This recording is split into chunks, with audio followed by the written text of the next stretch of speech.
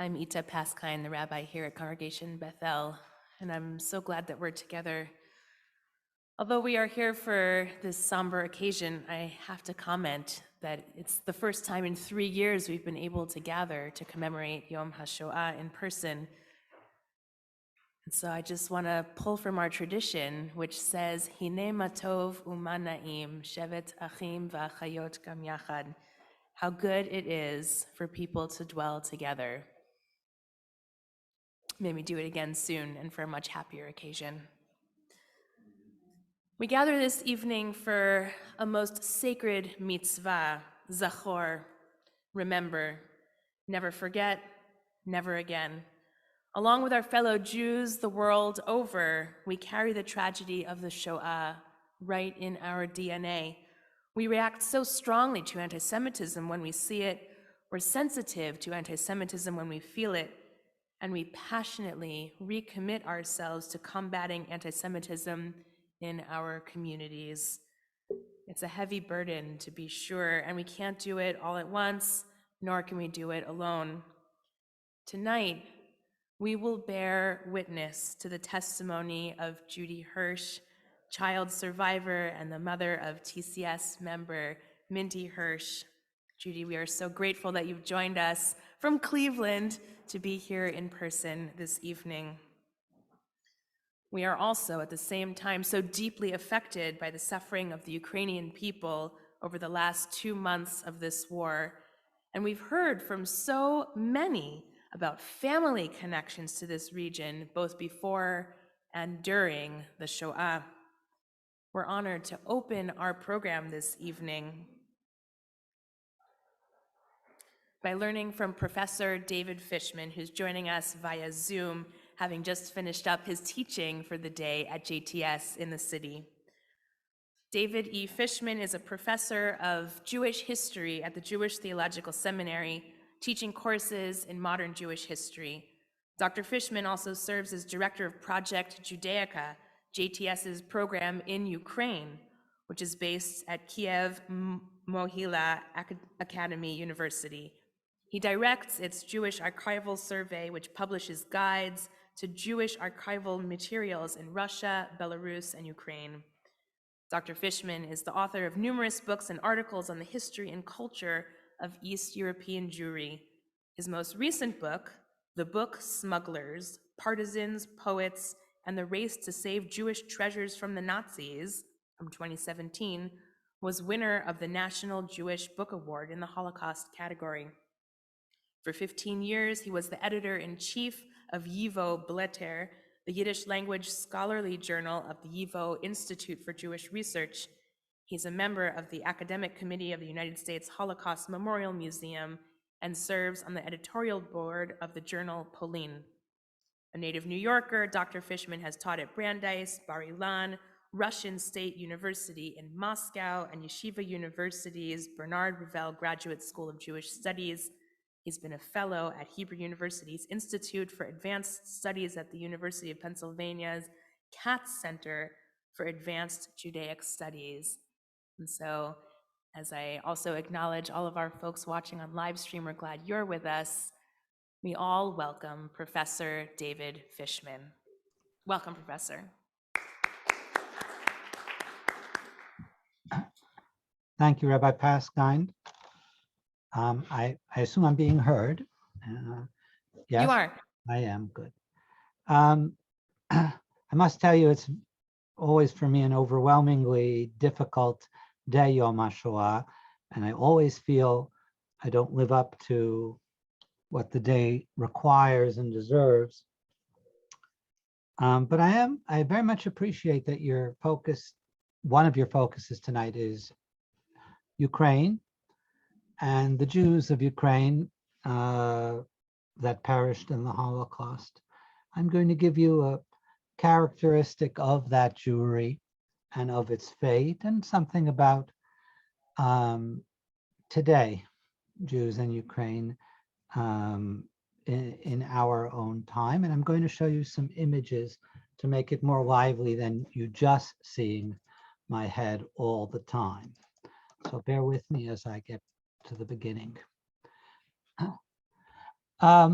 This is on the left, my grandmother, my father's mother, my Baba Sonia, who was born in Stary Konstantinov in Ukraine. And she came to America in 1920 in the aftermath of pogroms in Ukraine in 1919. And I was fortunate that this wing of my family was not touched by the Holocaust because she and her siblings came to America in 1920. This is a map of today's Ukraine. On the eve of the Holocaust, in this territory, there were 2.5 million Jews. And after the Holocaust, there would come back to this territory from other parts further east, 1 million. In other words, in Jewish history, that's considered a high survival rate that more than a third survived. Ukrainian Jewry is a very particular cultural phenomenon in Jewish history. It has its own character. It has its own features. It has its own dialect of the Yiddish language. You can tell if someone's a Litvak or a Galicianer or a Ukrainian Jews. In Yiddish, they're usually called Southern Jews because this is the southern part of Eastern Europe. And what are those characteristics of Ukrainian Jews? I would say the most fundamental characteristic besides the dialect is folksiness, is down-to-earthness, is simplicity. Ukraine was the cradle of Hasidic movement, which created a kind of Judaism that was accessible to all.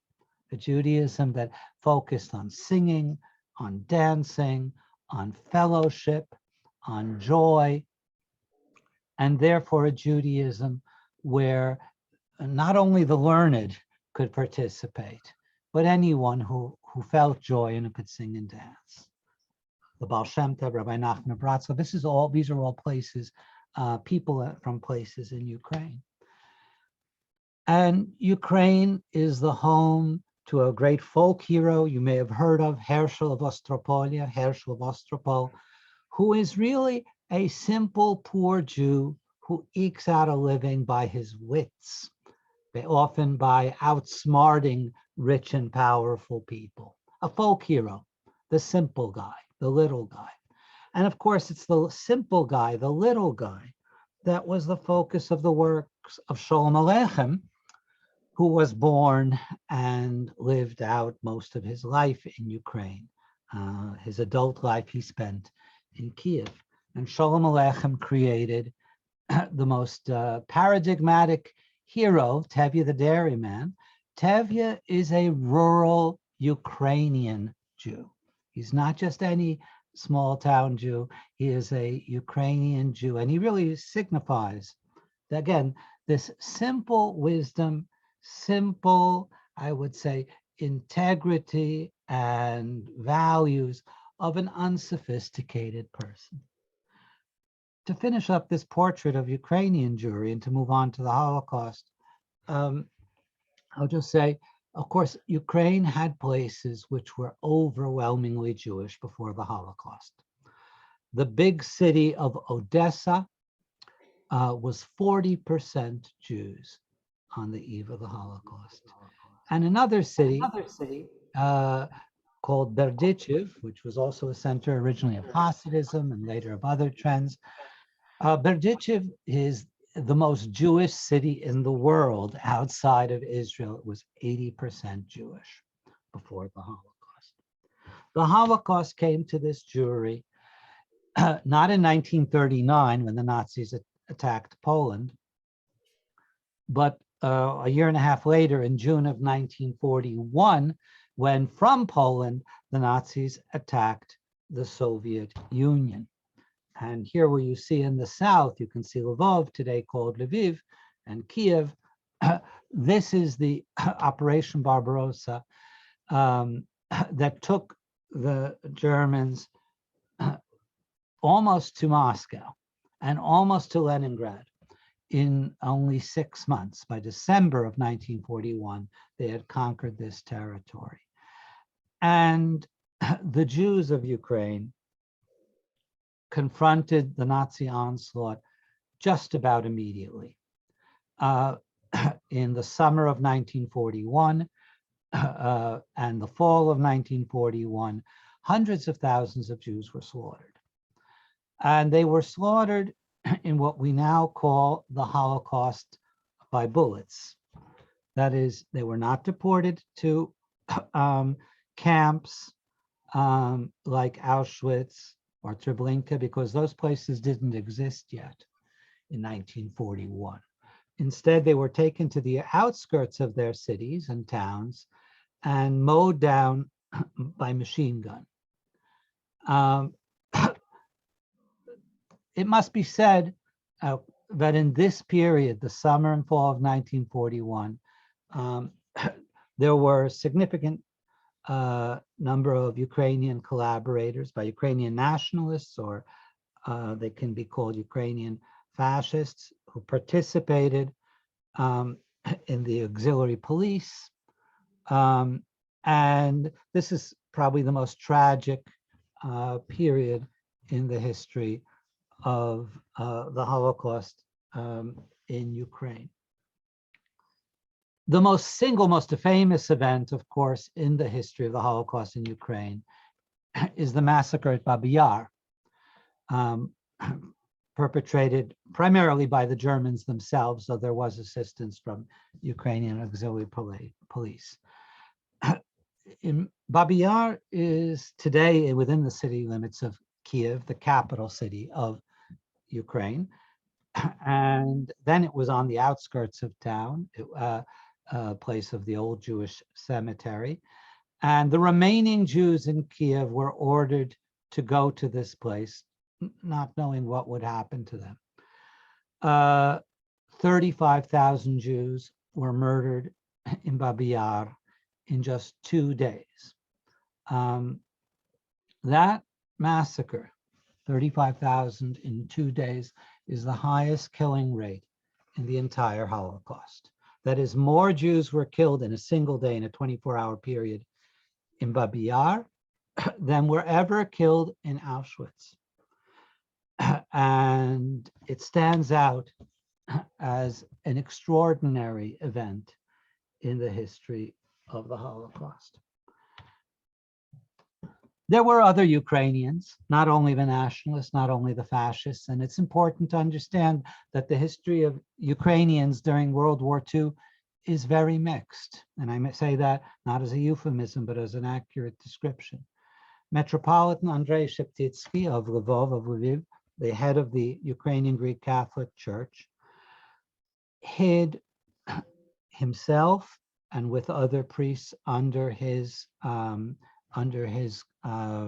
supervision over 200 Jews at great personal risk.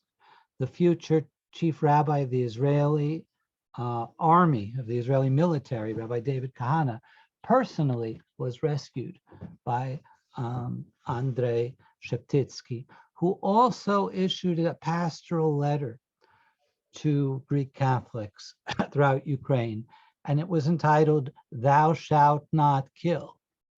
And this is in 1942, where it was clear that a letter saying "Thou shalt not kill" meant "Thou shalt not kill Jews." And Sheptitsky stands as a great hero among Ukrainians. I'd also like to mention what is often forgotten, and that is in Western Ukraine, there were a good number of collaborators with the Nazis, but in Eastern Ukraine, literally millions of Ukrainians fought against the Nazis in the Red Army. This is a part of the world where there were only two choices, either the Nazis or the Soviets. And that was a choice between, for Jews, a choice between life and death. Doesn't mean life under the communists or the Soviets was a good life, but it was life. And those who fought against the Nazis were those who ended up rescuing Jews. 1.5 million Ukrainians died in combat fighting the Nazis during World War II. So we should remember both sides of this ledger. The collaborators, yes, but the 1.5 million who died fighting the Nazis should also be recalled. In fact, when the Auschwitz camp was liberated in January 1945 by the Red Army, it was, of course, a mixed contingent of Red Army soldiers, Russians, Ukrainians, others. But the very first soldier to break the lock and the gate of the Auschwitz camp was a Ukrainian Red Army soldier, Igor Pobirchenko. So that should be remembered as well. There was a great Soviet Jewish writer named Vasily Grossman. He was born in that town of Berdichev, which was 80% Jewish. He was a Soviet writer, but the war had a profound impact on his Jewish identity. His mother, he left for Moscow, and he was a writer in Moscow. During the war, he was a military correspondent, a war correspondent for a Soviet newspaper. His mother stayed behind in Berdichev and perished. And Grossman was forever changed by the Holocaust. He really captured his Jewish identity. And in 1943, he wrote an essay called, in 1943, Kiev was, at that late 1943, liberated by the Red Army from the Nazis.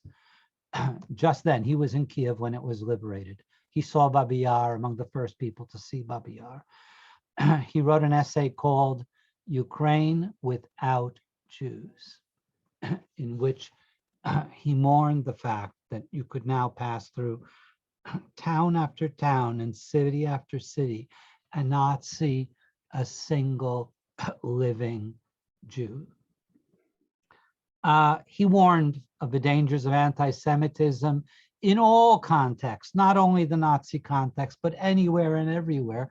And that essay was never fully published in his lifetime, only a little piece of it. It was censored because the Soviets caught the criticism in that essay that anti-Semitism could also flourish in the Soviet Union. So they cut out many passages of that. But Vasily Grossman, whose great work is called Life and Fate, was forever affected by the Holocaust as he lived in the Soviet Union. I'd like to return to Babi Yar because we should remember not only the Holocaust in Ukraine, but the problem of memory of the Holocaust in Ukraine. After the war, the Soviets wiped out the memory of the Holocaust. They talked about the tragedy and murder of Soviet citizens, but not about a specific tragedy and murder of Jews. So on the left here, you see the monument that the Soviets finally put up at Babi Yar only in 1976. Till 1976, there was nothing at Babi Yar. And the Soviet poet Yevgeny Yevtushenko famously wrote a poem whose first line was, "There is no monument at Babi Yar." And that was true when Yevtushenko wrote that poem in the early 1960s. There was nothing. Finally, under world pressure, a monument was established that simply said, in this place in 1941 to 1943, there were shot more than 100,000 citizens of the city of Kiev. The word Jew was not used. That was Soviet policy as far as the Holocaust. Just talk about the suffering of Soviet citizens. Do not mention that Jews were singled out. And therefore, with the fall of the Soviet Union, and literally just a month after the fall of the Soviet Union, in September 1991, a small monument was erected, a menorah, no text, but clearly a statement that this was a Jewish place, that what had happened here was a Jewish tragedy, a crime against the Jewish people. And The menorah stands till this day at Babi Yar, but it's a very modest endeavor. And since the fall of the Soviet Union, there's been a lot of discussion of doing something more fitting. For the greatest single massacre in the entire Holocaust, there really should be something more significant than just a little menorah. And it is to the credit of the recent Ukrainian government that they began doing that in 2019. In 2019 is when President Volodymyr Zelensky was elected. I probably don't need to belabor the point that Zelensky is Jewish, and that's a well-known fact in Ukraine. And it's an extraordinary fact that Ukrainian society voted for him, knowing that he was Jewish, because in other countries in Eastern Europe, that could never happen. Not in Poland, not in Lithuania, not in Hungary, could someone with Jewish roots and Jewish background be elected to the highest office. The anti-Semitism there is simply too high. And it was Zelensky who put the full force of government, I'm talking in 2020 and 2021, before this war broke out, he put the full force of government behind the project to create a large memorial complex at Babi Yar. And he openly said, I want there to be 3 major Holocaust sites in the world: Yad Vashem, Auschwitz, and Babi Yar. And that is a great event that started to happen in the fall. The opening was this past September 29th, on the anniversary of the Babi Yar massacre. Of course, the future of that project, like the future of Ukraine as a whole, is now up in the air and uncertain. Partially, the monument complex was damaged in shelling that took place in the area. Also, the finances. We'll have to wait and see if that dream of paying the proper respect to the martyrs of Babi Yar will be fulfilled. But I do want to end on a few positive notes. And one positive note is that peoples can change. And it doesn't happen overnight, and it takes decades and long years. There is anti-Semitism in Ukraine, just like in any other European country today. But there has been a lot of progress as far as the position of Jews and in Ukraine today. Let me just show you, and forgive me for being statistical in an event like this. This is a survey by the Pew Research Center in 2019, asking, do you have a favorable or unfavorable opinion about Jews? As you can see in Western countries, when people are asked, do you have an unfavorable opinion about Jews, you get rather low figures, 6% in the UK, in France, and in Germany. Ukraine scores at 11% of people having a negative opinion about Jews. That is a remarkably low number. Compare it to its neighbor, to Poland, where negative views of Jews are 3 times as large, or compare it to its neighbor further north, to Lithuania.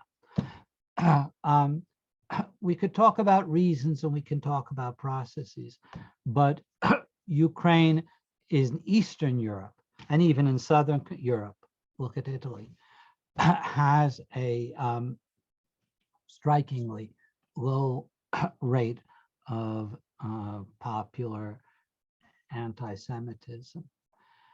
Uh, so I must tell you something finally about Ukrainian Jews themselves. As Rabbi Paskin mentioned, I've spent a lot of time in Ukraine. I've visited numerous times. I've seen the Jewish communities that existed in Kiev and Lviv and other places. and, and previously spent a lot of time in Moscow. And I must tell you that something of the tradition of Ukrainian Jewry that I started with persists even today among Ukrainian Jews. They are warmer, they are down to earth, they are more folksy, and in certain ways more Jewish than the Jews you meet in Moscow or St. Petersburg. And they have the kind of perseverance and dedication that Tevye had, which is that you meet every challenge, you get knocked down, and you pull yourself up. And I am sure that Ukrainian Jews who are facing so many challenges now, many of them now refugees, many of them now worried and in the basements, that Ukraine and Ukrainian Jews will persevere in this terrible, terrible challenge that they face today.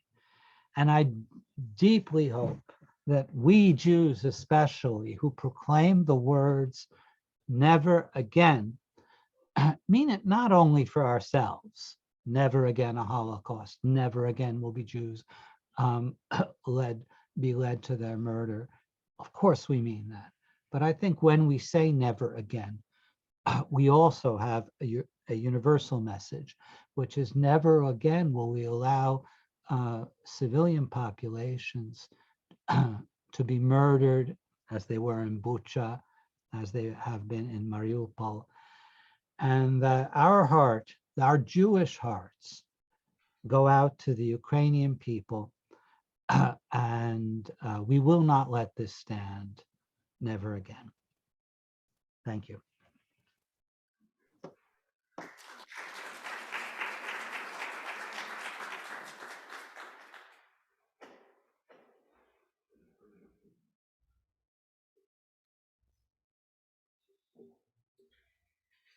Thank you, Professor Fishman, one of my teachers at Jewish Theological Seminary as well, for that really informative review and leaving us with an important message. At this time, we're going to transition. I'm Rabbi Jeremy Wiederhorn from TCS in Westport. And we're now going to transition to our Yom HaShoah commemoration for today. We have 6 large candles lit representing the 6 million in front of us. We have the opportunity now to light candles that are in front, and we're going to invite in just a moment any survivors or second generation, third generation, and beyond to please come forward as we light these candles. I'm going to begin with a prayer from my colleague, Rabbi John Franken. And at the conclusion of the prayer, we will hear the words Eli, Eli, and Anima Amin as we light the candles in front. Some 80 years ago, you were swept up by the whirlwind. Yet always we remember you. And today we mourn. We mourn how you, our brothers and sisters of the Jewish people, were stolen from us and how your lives were stolen from you. We mourn what you were destined to become. Writers, scientists, politicians, and composers. Parents, teachers, agitators, defenders, champions of our people. As we light these candles tonight, we remember you. We honor your lives and your good deeds. We sanctify your good names. We now light candles, and we bless your memory. Again, we invite the survivors, the children, the grandchildren, the great-grandchildren to please come forward.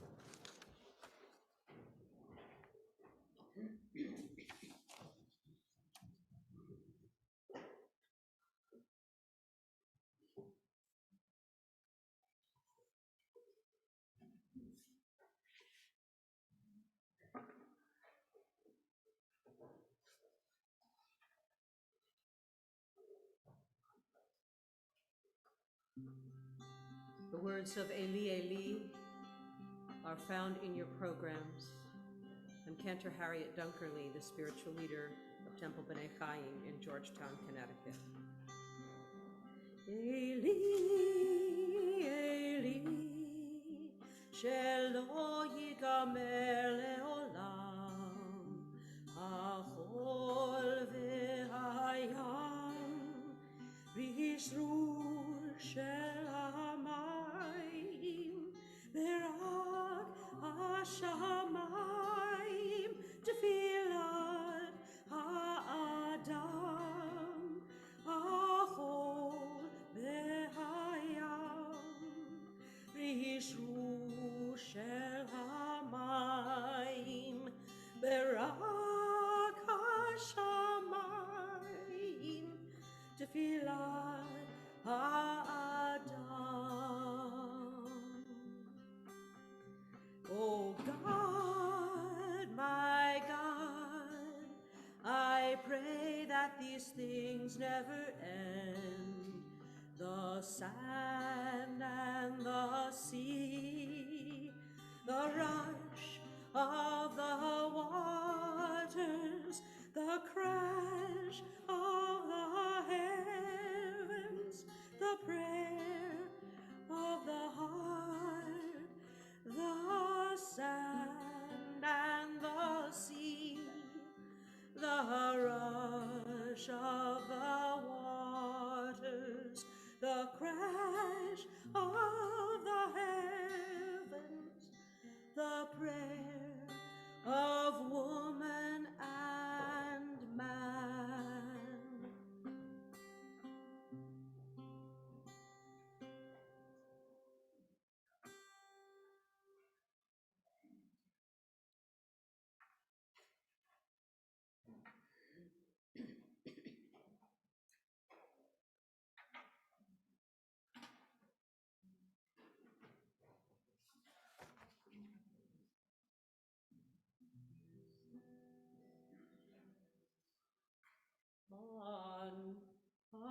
Ani mamin, ani mamin, ani mamin, be'emunah shalema,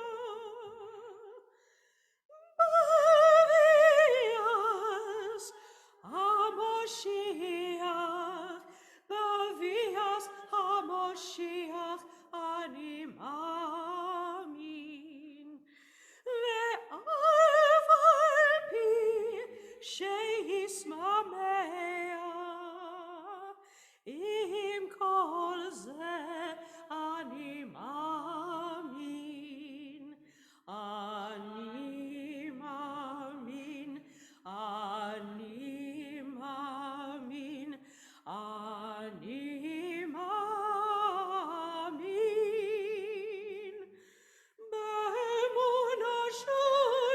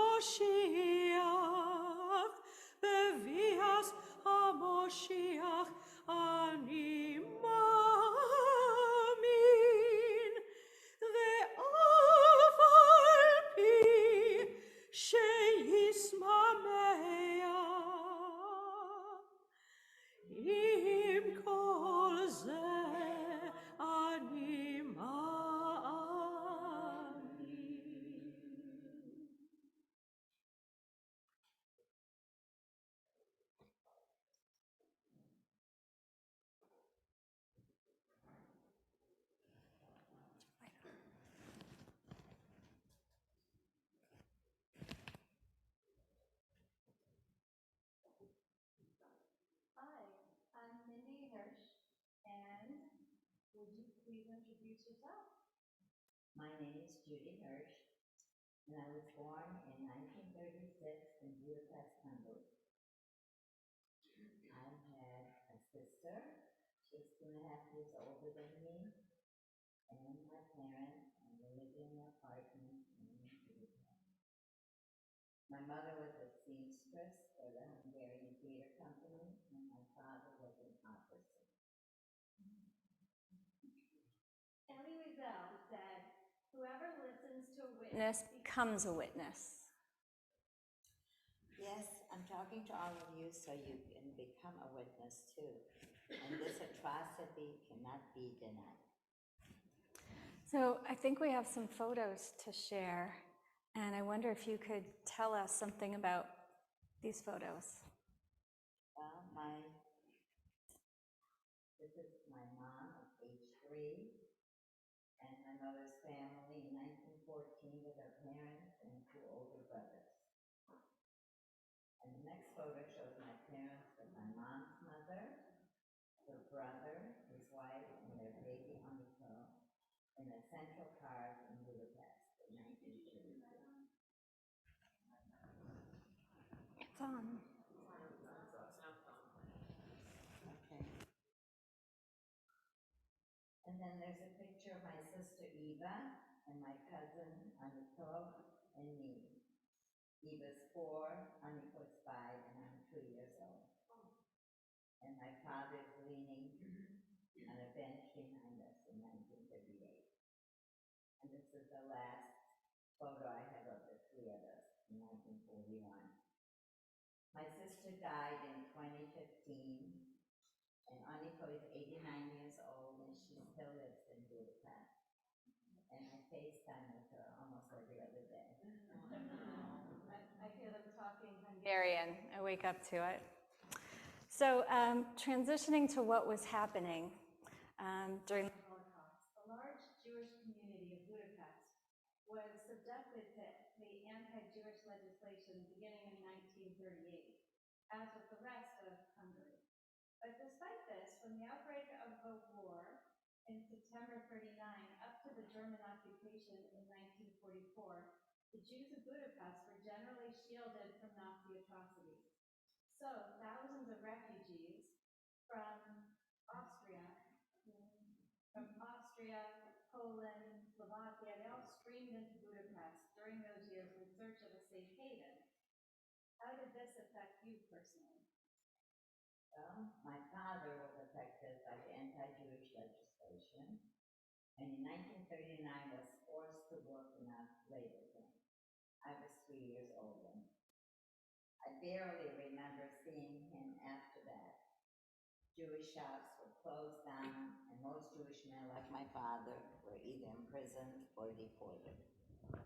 Then in March of 1944, when I was 8, German soldiers wearing swastikas occupied Hungary, and my life changed again. So by mid-April 1944, 1,500 Jewish-owned apartments were taken away and given to non-Jews. At the end of June, instead of being confined to a ghetto, like most of the European cities, they just confined the Jews to a ghetto. In Budapest, the Jews were transferred to over 2,000 buildings that were designated with a Jewish star. And that was when my cousin, Aniko's family, who had a 1-bedroom apartment with a Jewish star on it, we were able to move into that apartment. And we shared a mattress on the floor with the 3 of us. At that time, some 17,500 Jews were sent to Auschwitz by trains, just before Horthy, who was the president or regent of Hungary, halted the first wave of deportations. The Jewish men had been taken away, and now they came for the women. My mother and Aniko's mother had 3 sisters, so the 4 of them.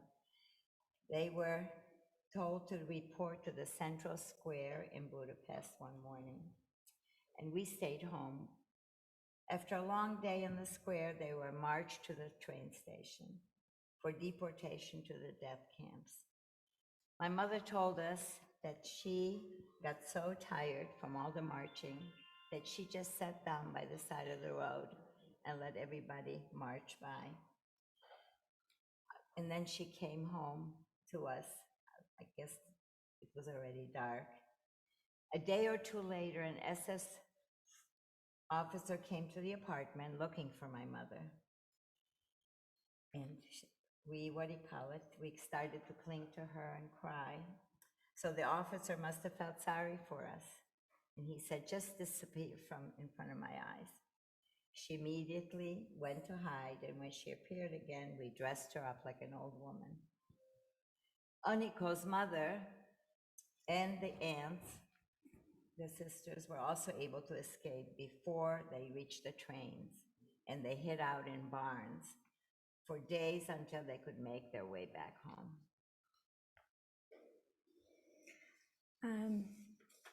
Horthy decided to end the deportations on July 7th, mostly as a result of pressure from Western governments. This respite gave the Jews left in Budapest time to consider rescue and escape options. Foreign diplomats, sponsored in part by the American government's War Refugee Board, began setting the stage for the rescue of Budapest Jews. These included Raoul Wallenberg from Sweden and other diplomats, who helped Jewish rescue groups supply food, fuel, and medicine to the Jewish community. They also attempted to protect Jews from being deported by giving them protective passports. Even though we weren't able to see my father, he remained in contact with us. And he was able to secure papers so that we could move into the Swedish house. And that was called the safe house. Some Jews also obtained identity papers from the church. My cousin Aniko and her family, they converted to Christianity. In October 1944, the Germans overthrew Horthy's government and gave authority now to the Arrow Cross Party. This group of Hungarian fascists quickly embarked on a reign of terror. During the first few days of their rule, 600 Jews were murdered in Budapest. Next, many Jews were forced to build fortifications and walls around the Jewish quarter with only one entry gate. By November 8th, deportations to the death camps resumed. On November 13th, the Budapest ghetto encompassing the Jewish quarter, which was around 2 synagogues and about 0.1 square miles, was established, and they gradually moved in 70,000 Jews. Today, this Jewish quarter with the beautiful Dolheim synagogue is mostly preserved as a museum in Budapest. What happened to you at the end of November 1944? Well, we had to leave the protection of the Swedish house. I remember walking with my mother holding my hand to the ghetto. And when we got close, there was a long table, and there was a soldier behind the table, and he was pointing to a dead person on the floor. And he said, you put all your valuables on this table, and if you don't, you will be shot like that person. I was very scared. The ghetto conditions were awful. There was hardly any food and very little medical or personal hygiene. We lived in cramped apartments. There were 8 of us to a bed. There were 6 families in the apartment. No garbage was removed. The ghetto and the dead bodies are often left on the street. Because it was winter, the bodies often froze, which helped slow the spread of disease. During our 2 months of living in the overcrowded ghetto, a cook named Sam took pity on us, and I guess he liked my mother, and he gave us extra food. He had escaped from Czechoslovakia when the trains were taking him and his family to Auschwitz. He jumped off the train. So he never saw his wife again or his children. Could you read there was a poem we found written by Holocaust survivor Alexander Kimmel about his life in the ghetto. Do I want to remember the peaceful ghetto before the raid? Children shaking like leaves in the wind, mothers searching for a piece of bread, shadows on swollen legs moving with fear. No, I don't want to remember, but how can I forget? Do I want to remember the creation of hell, the shouts of the raiders enjoying the hunt, cries of the wounded begging for life, faces of mothers carved with pain, hiding children dripping with fear? No, I don't want to remember, but how can I forget? Do I want to remember my fearful return, families vanished in the midst of the day, the mass graves steaming with vapor of blood, mothers searching for children in vain, the pain of the ghetto cuts like a knife? No, I don't want to remember, but how can I forget?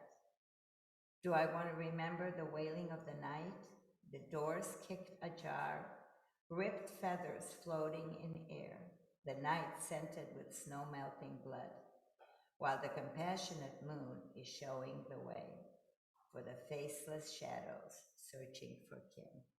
No, I don't want to remember, but I cannot forget.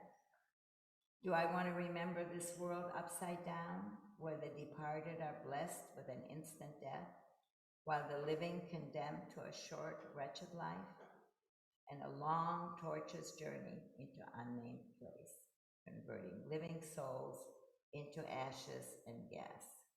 No, I have to remember and never let you forget. From November 8th to December 24th, nearly 80,000 Jews who had been working in those nearby labor camps were sent on death marches toward the Austrian border. We were among the 120,000 Budapest Jews. What happened to, was your father among that? Oh, my father, he never came back. So you think he was among that group? Yes, he was. Okay. Then what happened to your family? Well, we, where am I? So you think he was among the march to the end, and then what happened when it was liberated in 1945? Okay, he was at Mauthausen, and what we were told much later is that he died on Liberation Day of dysentery. Yeah, the conditions were awful. So many of the camps were evacuated to Mauthausen that there was just so many people died even after liberation, and you didn't find out till much later. No, much later. Okay. So what happened? You said you were among the 120,000 Budapest Jews that survived. Right. So what did you want to do after that? Well, Sam, who was the cook in the ghetto, he wanted to go back home to see if any of his family survived to Czechoslovakia. And he took my mother and us with him. And we were on a farm in Czechoslovakia where I'd never been on a farm. I was born in Budapest, so it was a big city. I didn't know anything, and there were animals, and I loved them, and I milked the cow. I even rode a horse, and we stayed there for about a year. And you said there wasn't anything left. Did No, Sam find his family? He could not. He heard that nobody survived. So he just, they decided, my mother and him, that we would come to, there were displaced persons camps in Germany. So that's where we went, and we settled in a place called Traunstein. And we found her listed. Yad Vashem has copies of the actual document, and Well, you'll see, Sam actually became her stepfather, and he made up birthdays. So sometimes I get confused. She has a different birthday on her driver's license and a different spelling of her name, but her whole family was listed in Traunstein. And that's what happened. We, what do you call it? We were in Traunstein until Traunstein, I think it only was from 46 to 49. And then your family grew, right? Yes, my mother married him, and they had 2 children, 2 boys, and then the third one that she had, she almost died. She was so sick. And so And she lost that baby. And then we went to Dabersee, which is another camp in Germany, and we lived there for 4 years. I think I was learning Hebrew there. I remember somehow going to school, but most of the time I babysat for my brothers. And this camp was administered by the Americans. Yes. And 4 years later, we got necessary approvals and went to the port of Bremerhaven, where 6 of us boarded the USS General Hershey, bound for America. It was not a luxury ship. I was very sick on that ship. And we traveled 6 weeks. The ship docked in New Orleans, and we had to quarantine for several days. The American Jewish Joint Distribution Committee and Refugee Aid helped us because we didn't have anybody in America to bring us over. So they helped. And they got us housing in Corpus Christi and jobs for my stepfather and my mother. And we stayed home with my brothers, my sister and I. I had no. How did you learn English? We had a tutor that came to the house. She was a teacher, and she gave us like a crash course. But you couldn't go to school, you were babysitting for your brothers. Okay. And then things didn't go so well with your stepfather. No, he had bad reaction to the fact that he lost his wife and married my mom, whatever, and he didn't behave right.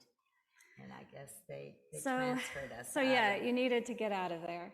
So the next place, she called them the Joint, which was this Joint Distribution Committee. And where did they resettle moved you? us to Cleveland, Ohio. What was that like? It was okay, except but I guess I couldn't stay at home because of my stepfather, so I moved into a Jewish children's home. I lived in, it was called Belfair, and I was happy there, and I went to school. And what about school? Yeah. What happened? I went to 9th grade, which without any formal schooling to end up in a 9th grade. I don't know how I did it, but I graduated. In 4 years. What was your best subject? German.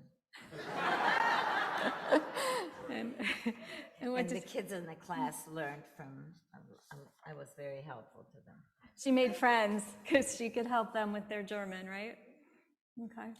I think it's because of the Jewish that I had. I think so. Yeah. The I don't Yiddish know helped. why German, but okay. Yeah.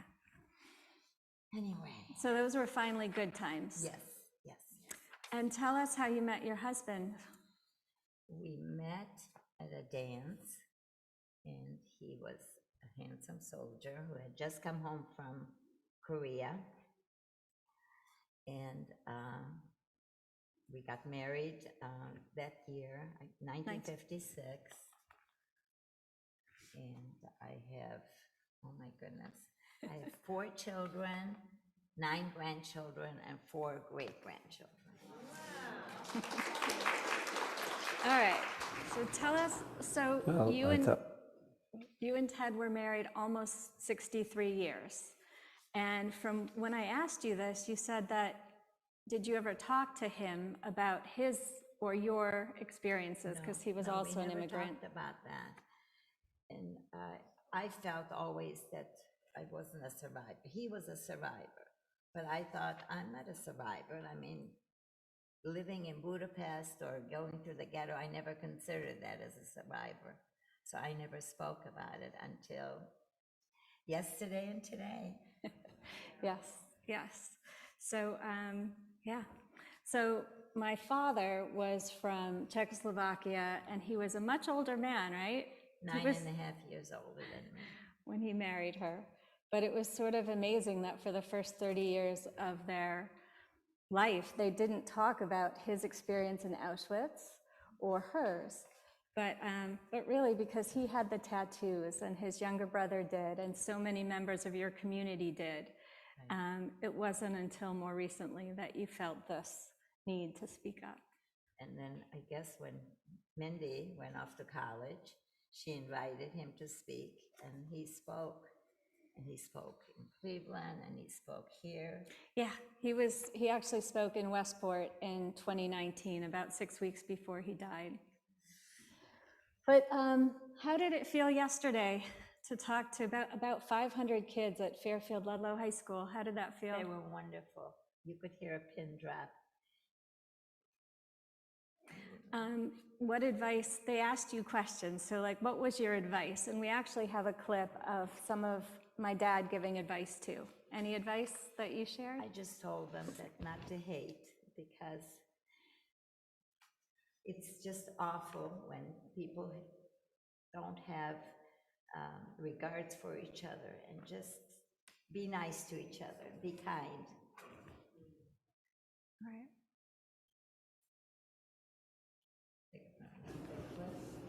Well, I tell him, says, look, you have to treat people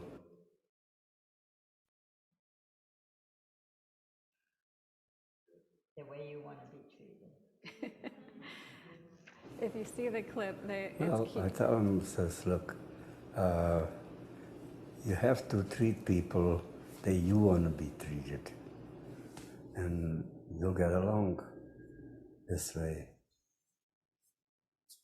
And you have to, things don't always work out the way you want, but you have to make the best. That's it.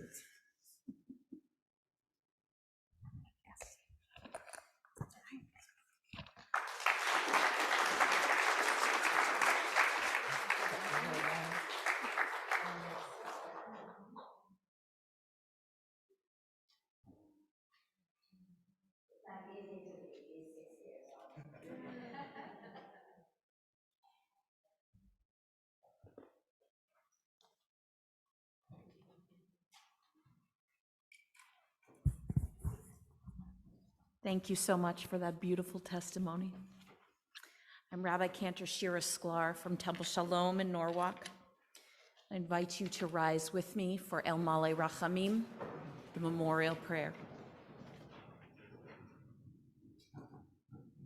El Male Rachamim, Shochin B'Mramim, Hamtzeh Menucha Nechona, Tachat Kanfei HaShechina, B'malot Kedoshim Utorim, Gezohar HaRakia, Mazirim, Et Nishmot 6 מיליון אחינו ואחיותינו שנהרגו על קידוש השם. בעל הרחמים יסתירם בסתר כנפיו לעולמים, ויצרור ביצרור החיים את נשמתם. אדוני הוא נחלתם, וינוחו בשלום על משכבם, ונאמר אמן.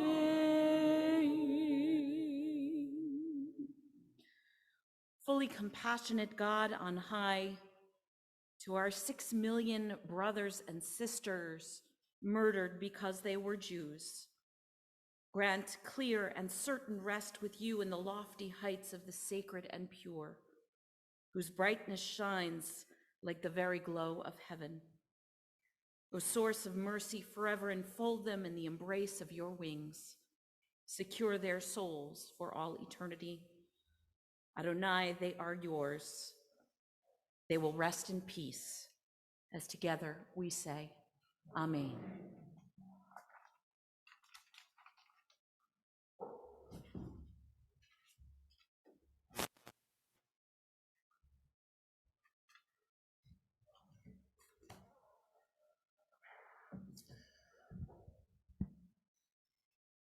I'm Rabbi Jason Greenberg of Temple Shalom. Please remain standing as we now recite the words of the Mourner's Kaddish in memory of our own loved ones and the martyrs of our people whose lives have been a blessing to humanity and an inspiration to us all in the fight against intolerance. As we praise God's holy name, let us meditate on the meaning of love and loss and life and death. You can find the words of the Kaddish in your programs. Yitgadal v'yitkadash shemei Rabbah, v'alma divrach yirutei v'yamlich malchutei, v'chayechon v'yomechon v'chayei dechol beit Yisrael, b'agala v'zman kariv v'yimru amen. Yehei shmei Rab ha'mevorach le'olam u'lomei almaya, yitbarach v'yishtabach v'yitpa'ar v'yitromam v'yitnaseh, v'yitadar v'yitaleh v'yitalal shemei dekudsha richu, Le'ela min kol birchata v'shirata, tush bechata v'nechemata, da'miran bi'alma v'yimru amen. Yehei shlama rabba min shemaya, v'chayim aleinu v'al kol Yisrael v'yimru amen. Osei shalom b'mromav, hu ya'asei shalom, aleinu v'al kol Yisrael v'yimru amen. Zichronam livracha, may their memories be for a blessing. Let us say amen.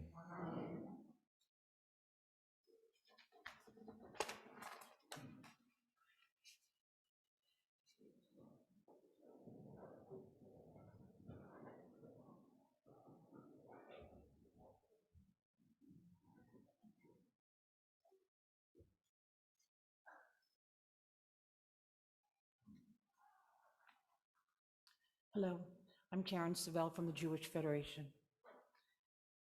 First, they came for the socialists, and I did not speak out because I was not a socialist. Then they came for the trade unionists, and I did not speak out because I was not a trade unionist. Then they came for the Jews, and I did not speak out because I was not a Jew. And then they came for me, and there was no one left to speak for me.